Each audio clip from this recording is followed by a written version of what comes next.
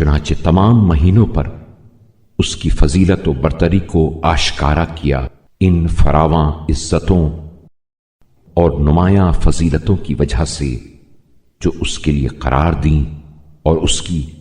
عظمت کے اظہار کے لیے جو چیزیں دوسرے مہینوں میں جائز کی تھیں اس میں حرام کر دیں، اور اس کے احترام کے پیش نظر کھانے پینے کی چیزوں سے منع کر دیا، اور ایک واضح زمانہ اس کے لیے معین کر دیا۔ خدائے بزرگ برتر یہ اجازت نہیں دیتا کہ اسے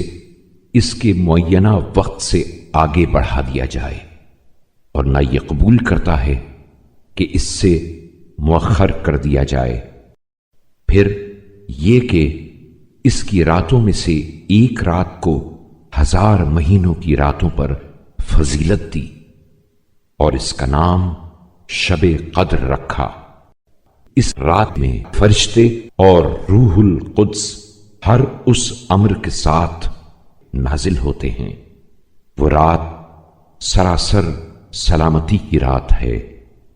جس کی برکت طلوع فجر تک دائم و برقرار ہے۔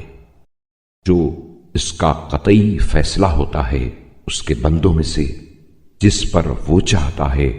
اے اللہ محمد صلی اللہ علیہ وآلہ وسلم اور ان کی آل پر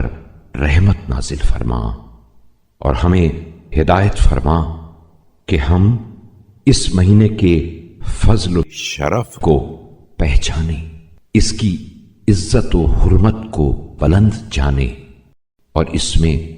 ان چیزوں سے جن سے تو نے منع کیا ہے اجتناب کریں،